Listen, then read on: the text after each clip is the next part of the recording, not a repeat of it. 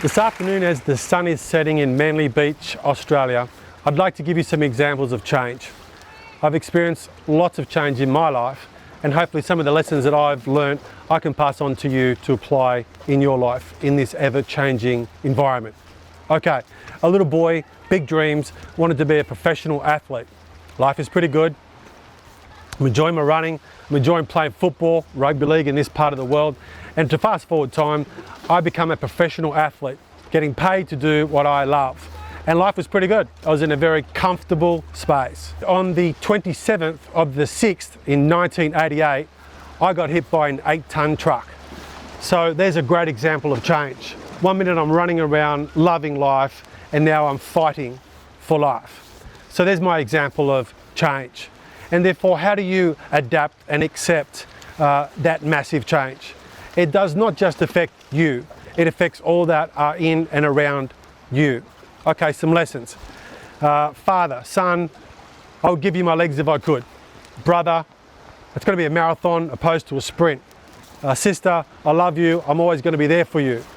Family doctor, John, don't worry, you will be bigger, you will be faster, and you will be stronger. Left the room. So what did he do?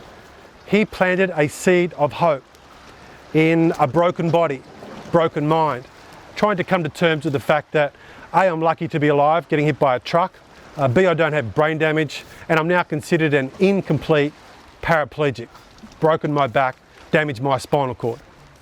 Okay, massive example of change. So some of the things that take place in hospital, life is not ever going to be what it was. This piece around learning to let go, very easy to say, very hard to do.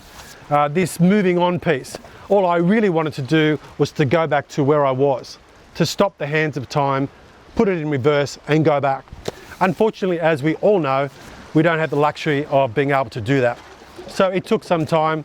Surely I was depressed, surely I had anxiety, surely my world had collapsed, but I started to build on that with some dreams in time that maybe I could do more with my life. That was my objective, lying in a spinal unit. Fast forward time, 8 weeks out of intensive care, moved into the general ward. 3 things. When I moved into that ward, there were 3 guys who'd broken their necks, couldn't move or feel from their necks down. I come into my bed, into that new environment, and there's another change. And I realized really quickly that I'm so lucky to be alive and have use of my upper body. Putting things into perspective. Okay, let's move through physiotherapy, hydrotherapy, occupational therapy, trying to get you out of this hospitalized situation. What did I dream of? Blue sky, green grass, fresh air, get me out of this hospital.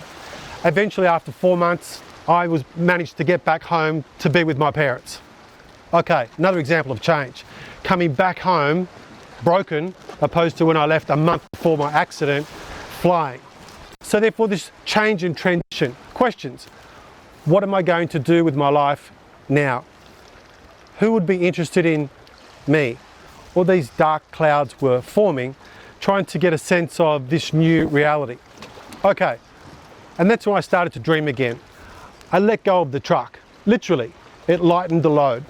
And therefore, what does this new opportunity look like? Remember the doctor, bigger, stronger, faster.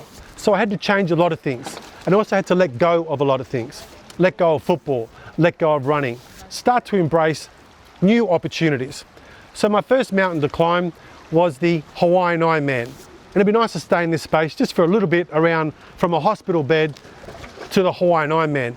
Arguably the toughest endurance event, one-day event on the planet. What does it consist of? A swim of 3.8 kilometers, 2.4 miles if you're in the US. Then it's a bike ride of 180 kilometers.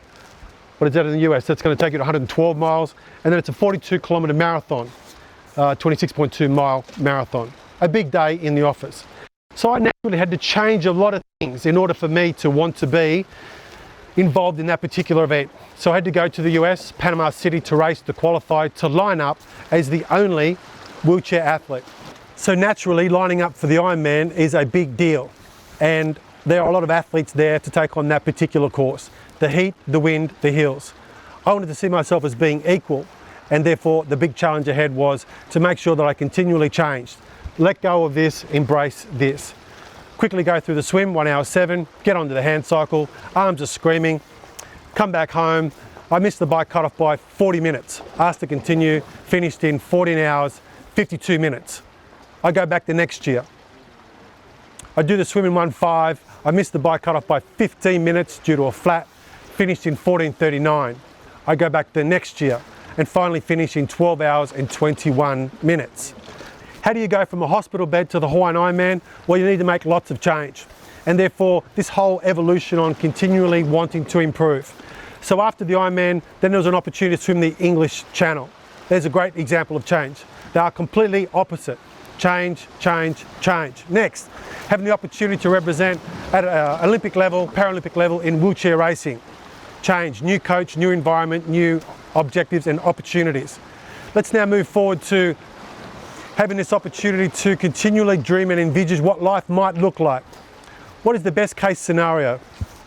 Is it possible in time to think that I can get out of the chair? Let me fast forward many years. I finally had the opportunity to take my first steps after 25 years. Lots of change again needed to take place in my internal dialogue.